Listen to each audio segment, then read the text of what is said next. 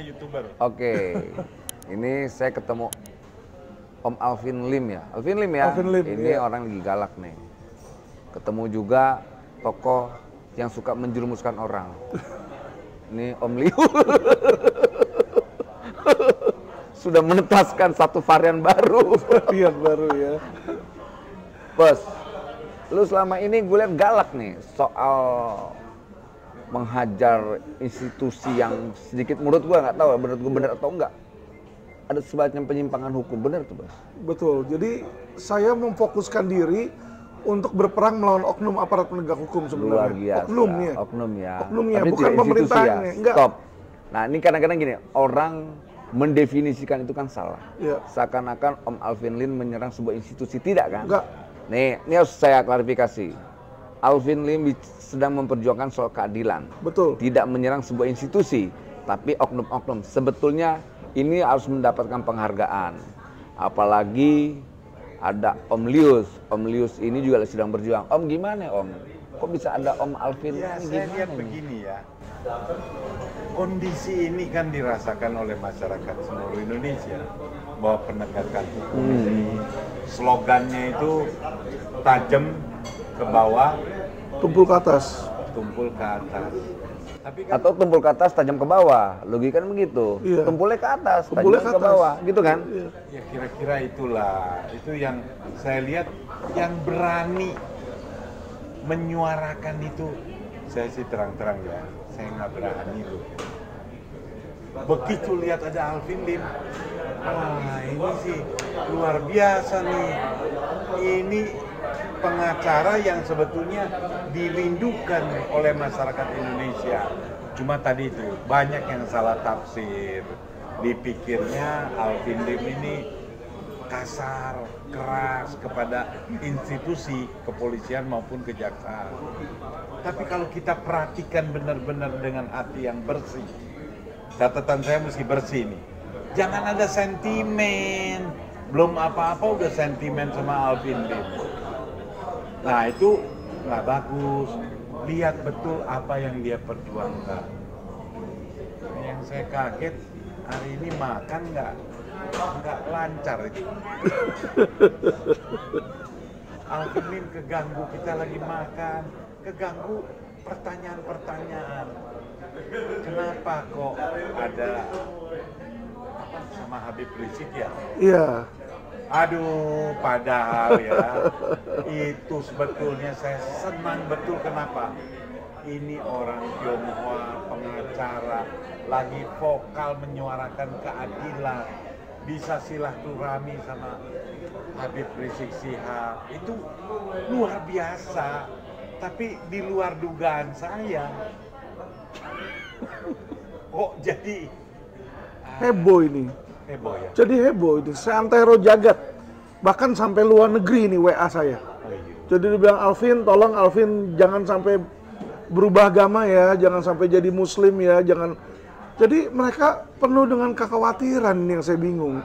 Dan bahkan sampai ke WA grup bukan hanya dalam hal tanda petik agama ya, tapi dalam grup Tionghoa Chinese itu banyak banget di situ. Gini, ini harusnya kelompok-kelompok Chinese atau Tionghoa bisa menghargai sikap Alvin Lim. Karena dulu guru saya ini itu abangnya Sohogi, Arif Budiman. Gitu. Nah orang tidak tahu itu. Nah sekali lagi ya soal Alvin Lim, kayak teman saya nih, teman saya juga melaporkan Alvin Lim. Teman saya melaporkan Anda nih, saya marah. Kenapa saya marah? Nggak suka. Kalau orang model kayak Alvin Lim mengkritik sebuah institusi tapi untuk merubah menjadi lebih baik lantas dikriminalkan, gimana? Akhirnya tidak ada lagi orang-orang kritis. Lama-lama yang di penjara bukan Alvin Lim, tapi saya juga. Karena kan saya juga kritis. Nanti bisa Om Lius juga di penjara. Bahkan udah pernah masuk sel. Bahkan katanya turun ya berat badannya Om Lius. 8 kilo. 8 kilo. Berarti nanti masuk penjara lagi Om Lius nih, biar turun lagi 8 kilo. Amin. Ya. Saya nggak berani. Tuh. Tapi untuk menyuarakan kebenaran, saya pikir ini adalah kewajiban setiap warga negara. Bersuaralah. Apalagi mana dong? Tadi Itu tuh. YouTube. Waduh, ini di luar dugaan ya. Saya biasa kalau bersuara tuh nggak ada yang denger. Tapi tiba-tiba dikirimin ini loh. Mantap. Mantap kan? Iya. Ini dari YouTube langsung. YouTube itu tidak mungkin memberi sertifikasi, ini kan sertifikat Iya. sertifikat kan jadi Iya. penghargaan konsistensi Om Lius terhadap demokrasi, terhadap kebebasan, terhadap kemerdekaan pendapat. Artinya sertifikat ini diberikan dengan sebuah penghargaan yang penuh dengan ketelitian. YouTube ini nggak bisa disogok, ya kan? Nggak bisa ya, Nggak bisa. Lim ya? Om Lius nggak bisa kan disogok kan? Om Lius nggak nyogok ini kan? Lurus Dan mereka. saya nggak pernah nyogok. Jadi saya kenapa senang lihat statement Alvin Lim, karena dia juga anti suap. Berani menyuarakan kebenaran. Kalau ada pejabat yang suap, dia berteriak. Ini harusnya didukung. Pak Kejagung. Nah, tapi harus perhatiin Lim. Alvin, di Kejaksaan hari ini, Pak Kejagung, Pak Burhanuddin ini, beliau sosok orang yang berani. Di eranya dialah jaksa yang berani hukuman mati, yang berani melawan mafia pangan. Dan satu lagi, ada beberapa jaksa-jaksa tinggi itu yang berani menangkap, menyita duit sampai puluhan triliun. Saya kapasitasnya karena melihat dan merasakan dan mendengar ya kejadian itu. Tapi ya nggak apa-apa, kritik Alvin itu harus didukung, jangan tidak. Jangan dikriminalkan. Saya yakin sikap Kejagung dan kawan-kawan jaksa lain, jangan alergi dong dengan kritik Alvin Lim. Itu tidak baik. Dan saya juga ingin menyampaikan kawan-kawan yang coba melaporkan Alvin Lim, posisi saya berpihak dengan Alvin Lim. Saya tegaskan, saya berpihak kepada Alvin Lim. Karena yang dia kritik perilaku oknum bukan institusi ya. Betul. Ini deklarasi beliau nih. Jadi beliau juga bukan anti terhadap pemerintah. Alvin ini benci dengan ketidakadilan. Yang dia benci itu adalah ketidakadilan terhadap oknum-oknum yang bermain-main di balik kekuasaan hukum. Apalagi beliau nih lawyer. Ini Om Lius ini aktivis pro demokrasi hari ini. Beliau pengusaha, beliau juga terusik dengan kondisi bangsa hari ini, Om Lius ya. Itu. Jadi sekali lagi jangan mudah menstigma orang karena membela sesuatu lantas ada stigma kadrun, ini bahaya. Lantas ada stigma yang lain-lain, padahal tidak ada maksud Om Alvin Lim, saya dan Om Lius bicara tentang bagaimana melihat kekuasaan itu dengan cara yang rendah. Kami bukan. Kita orang yang concern terhadap demokrasi, kemanusiaan dan keadilan. Gitu kan Om? Benar. Nah, definisinya jangan salah. Pengertiannya jangan salah. Dan jangan mudah juga menstigma orang hanya karena beda pilihan. Karena kita kan bukan lahir dari dunia militer. Semua itu harus perang, ya musuhnya tentara, ya musuhnya semua, enggak, bukan. Kita aktivis pro demokrasi. Semua didasari oleh dialog dan rasionalisasi dan juga argumentasi. Dan yang penting jangan hoak Om. Kita tidak suka dengan budaya hoax gitu loh. Kritik itu penting. Saya tidak mau Om Alvin Lim dipenjara karena kritik. Om Lius dipenjara karena kritik. Saya nggak mau.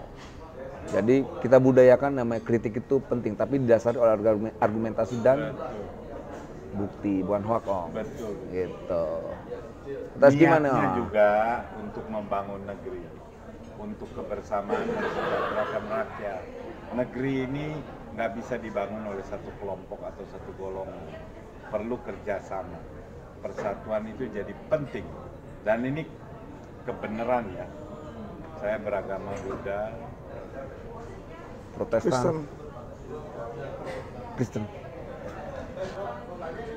jadi jangan salah. Ini kita suarakan ini buat kepentingan negeri.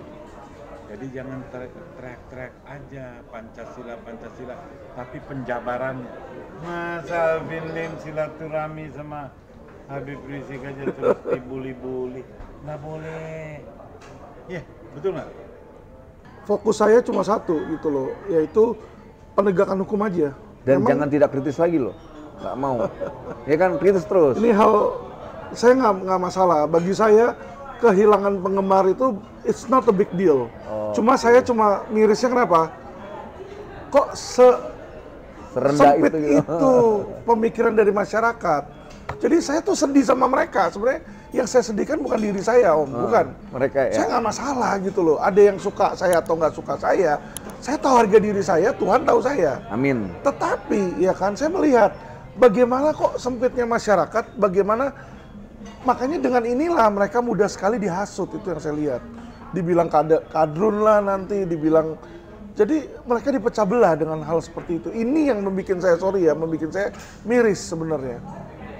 Gitu loh. Jadi kekhawatiran mereka inilah ya yang melihat saya, oh kok begitu mudah dipecah belah negara ini. Jadi datang waktu ke Habib Rizik dibawa siapa?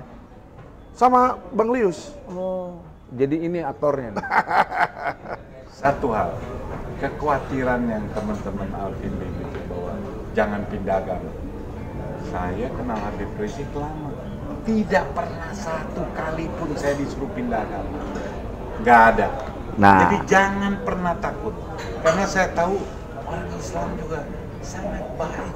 Kemarin yang ada ikut kita satu lagi, waduh dia bilang Lius, nggak nyangka ya Habib Rizik itu begitu baik. Saya kesannya itu wah sombong, galak, serem, enggak. Jadi banyak yang nggak kenal tapi ikut-ikut ngomong, ikut-ikut. Saya sih bukan apa ya hati saya sih prihatin juga Alvin Lim ngalamin seperti ini.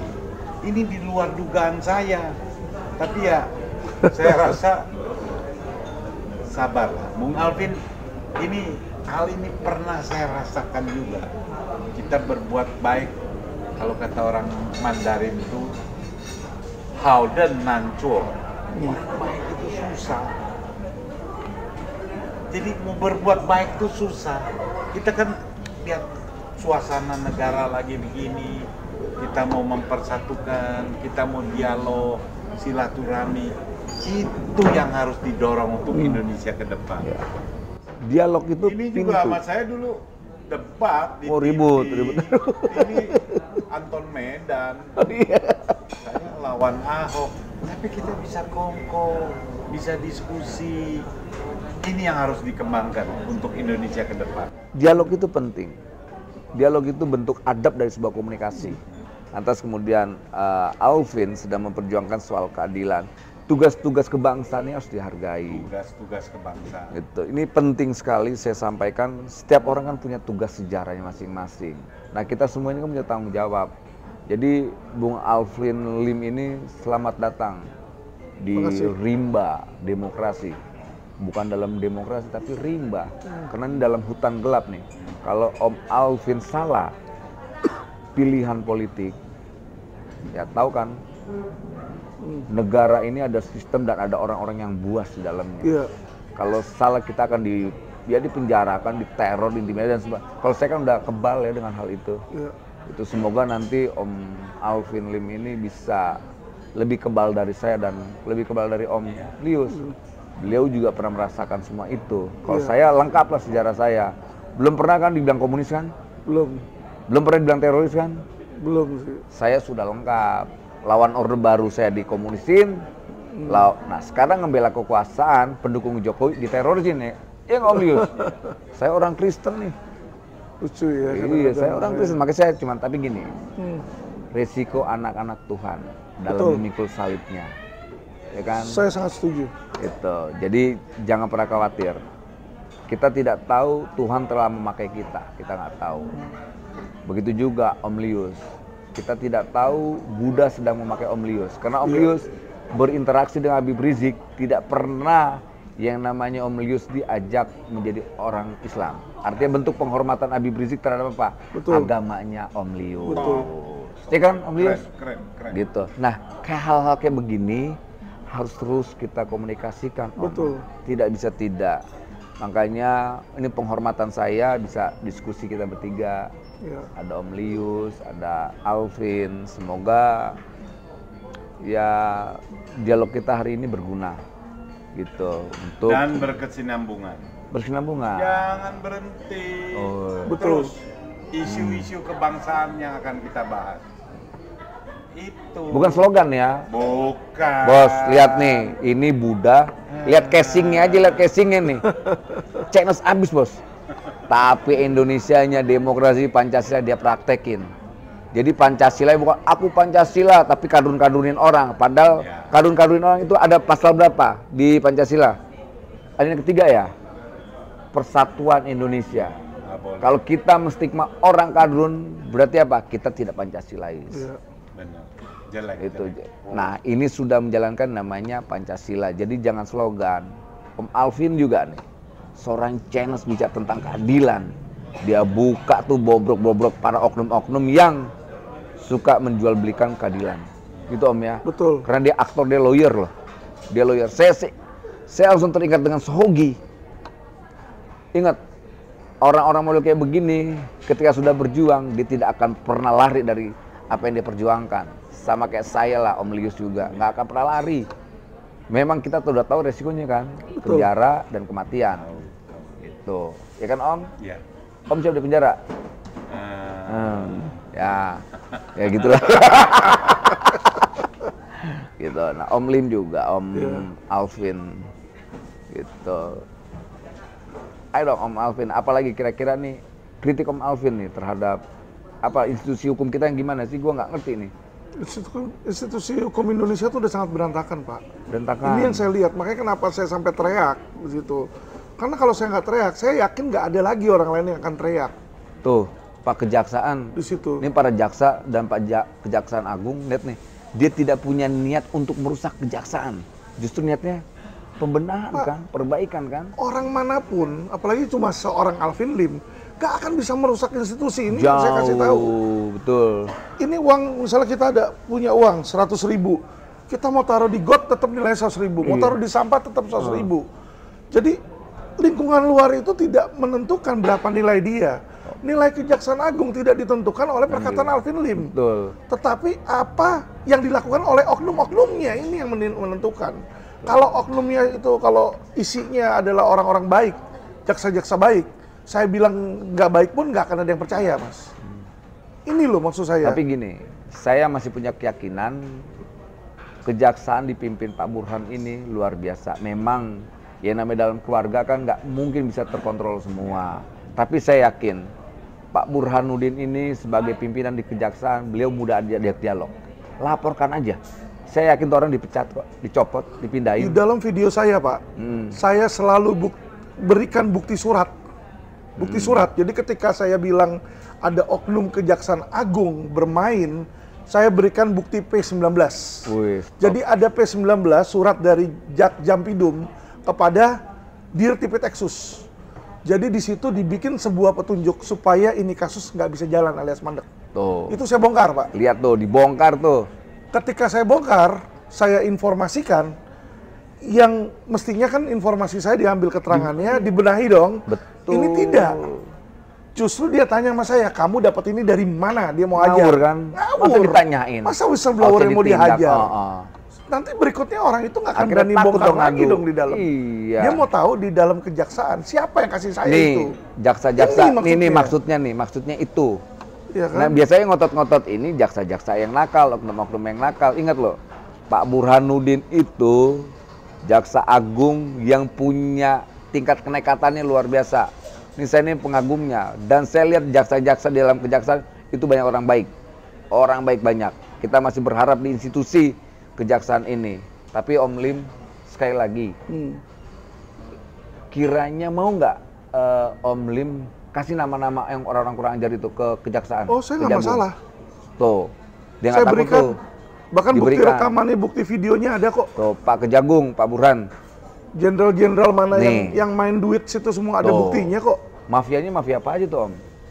Mafianya ya ini. Jadi kasus ini di mana kasus terhadap masyarakatnya dimainin. Gila ya, sadis ya. Lah Investasi itulah bodong. investasi bodong. Investasi bodong juga. Makanya itu 106 triliun hampir mandek kan.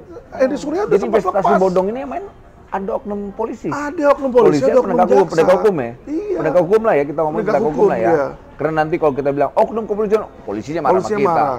Kita bilang oknum kejaksaan, padahal bilangnya oknum kan, Betul. bukan bilang anggota polisi atau ini, padahal itu bilangnya oknum kan. Gitu. Nah, Pak Polisi, Pak Kejaksaan, para penegak hukum yang kita hormati, karena ini demokrasi yang sudah menjadi pilihan kita, penguatannya adalah di lembaga hukum.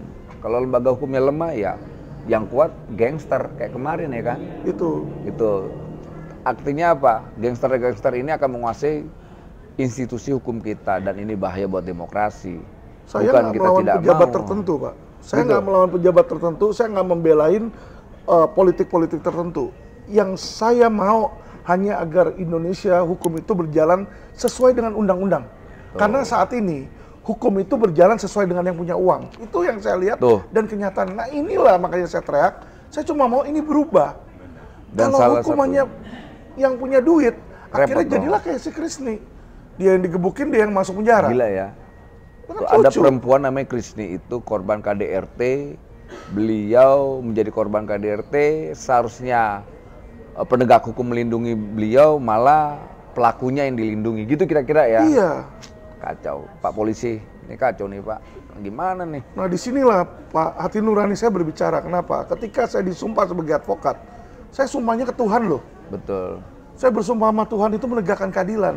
Di sini saya melihat bagaimana saya yang notabene katanya penegak hukum, tapi tiap hari kerjanya nih, sorry ya, nyuap oknum. Lah, kalau kayak begini nggak perlu kuliah. Iya. Karena sebelum saya berubah menjadi vokal Pak, jujur, saya ikutin gaya mereka. Ya. Saya ketemu jaksa suap, ketemu Kasipidum, ketemu Kajari, ya sampai jenderal-jenderal kejaksaan pun juga terima, hakim pun terima. Jadi kita itu yang ingin bobroknya kasus- tuh ngeri banget ya. Bobroknya. Ini kasus, udah dibuka Alvin kasus nih. belum disidangkan, saya sebagai lawyer, jaksa, dan hakim itu sudah duduk di satu ruang makan. Di situ kita udah tahu nanti tuntutan berapa, vonisnya berapa, uangnya berapa, semua sudah ada. Tuh Pak Hakim, Pak Polisi denger dong nih. Nah ini yang saya mau berubah Pak. Gitu. Kita kan pengen bangsa ini lebih baik. Tidak ada maksud beliau merusak nama institusi kepolisian, kejaksaan, dan kehakiman. Yang beliau inginkan adalah keadilan. Institusi ini lebih baik ke depan. Tidak ada punya motivasi lain-lain. Dia nggak mau jadi jaksa agung nih. Nggak mau jadi menteri kehakiman. Nggak mungkin juga jadi kapolri, bukan polisi. Ya kan? Ya nggak Kamu Lius? Betul.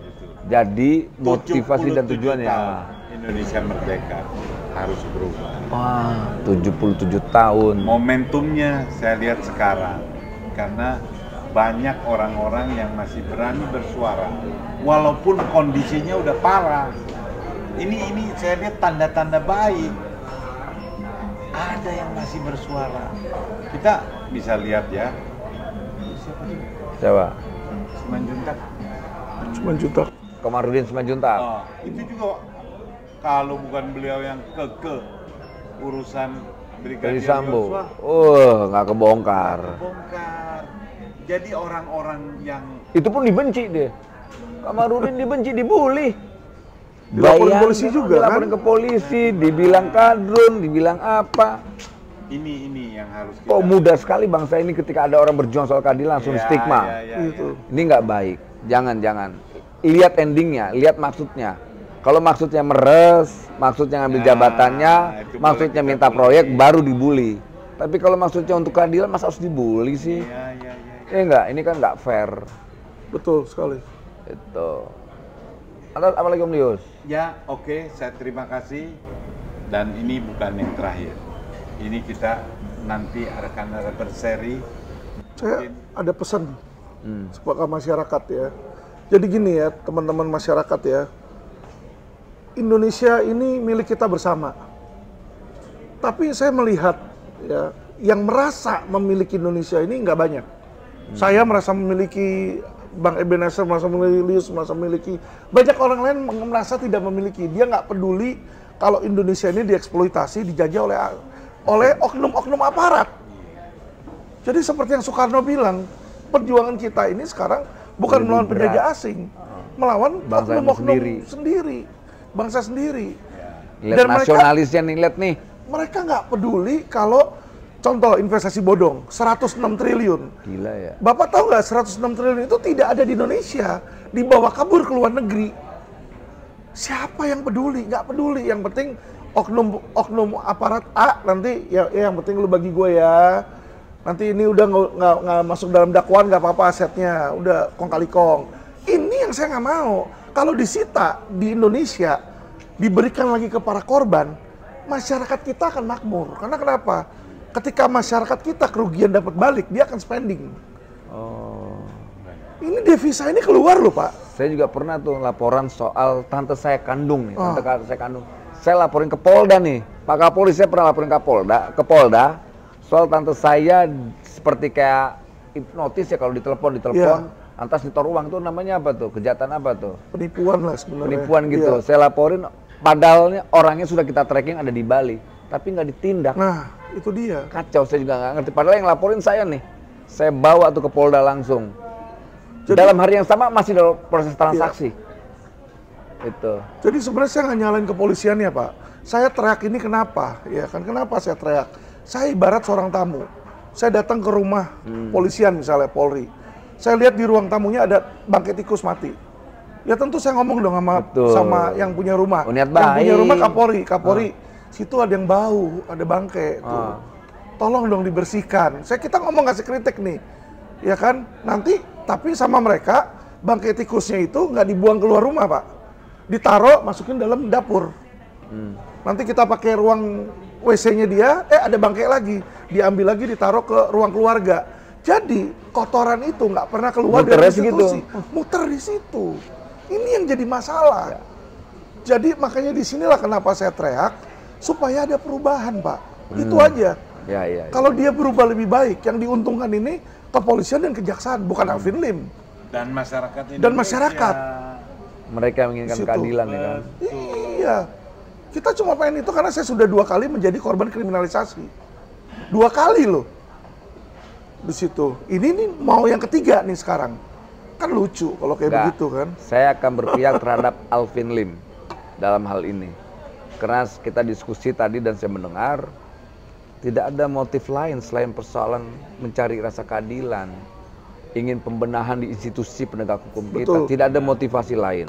Dia nggak mungkin jadi Kapolri karena dia bukan anggota polisi.